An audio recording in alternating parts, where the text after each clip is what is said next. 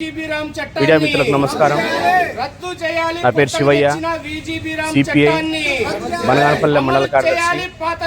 ఈ రోజు రాష్ట్ర సమితి భారత కమ్యూనిస్ట్ పార్టీ సిపిఐ, ఆంధ్రప్రదేశ్ వ్యవసాయ కార్మిక సంఘం, ఆంధ్రప్రదేశ్ మహిళా సమైక్య ఆధ్వర్యంలో రాష్ట్ర సమితి పిలుపులో భాగంగా ఈ రోజు బనగానపల్లె ఉపాధి హామీ కార్యాలయం వద్ద నిరసన కార్యక్రమం చేపట్టి వినతి పత్రం ఇవ్వడం జరిగింది।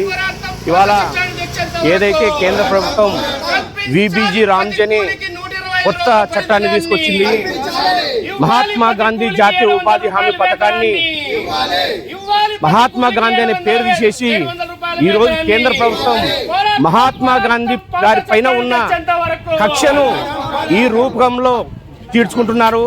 మేము ఒకటే డిమాండ్ చేస్తా ఉన్నాం, ఏదైతే పేదలను వలసలాపాలని, పేదలకు అండగా ఉండాలని భారత కమ్యూనిస్ట్ పార్టీ, ఆనాటి కాంగ్రెస్ పార్టీ పోరాడి తెచ్చుకున్న మహాత్మా గాంధీ జాతీయ ఉపాధి హామీ పథకాన్ని అమలు చేయాలి।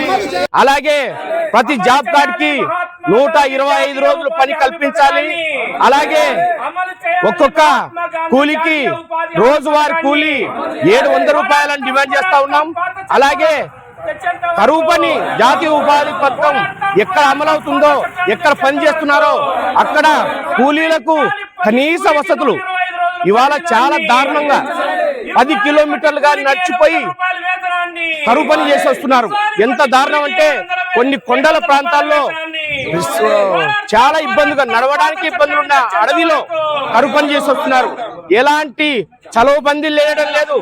అక్కడ ఆ చట్టంలో చాలా ఉన్నాయి, మజ్జిగ ఇవ్వాలి, గర్భిణీలకు కనీస వసతులు ఇవ్వాలి, మందులు ఉండాలి, వల్ల ఏం పట్టించుకోవడం లేదు। ఎందుకంటే ఈరోజు వాళ్లకు అధికారులకు నిర్లక్ష్యం ఉంది కాబట్టి మేము డిమాండ్ చేస్తా ఉన్నాం, ఈ చట్టంలో ఏవైతే ఉన్నాయో అవల్ల కల్పించాలని భారత కమ్యూనిస్ట్ పార్టీ సిపిఐగా డిమాండ్ చేస్తా ఉన్నాం।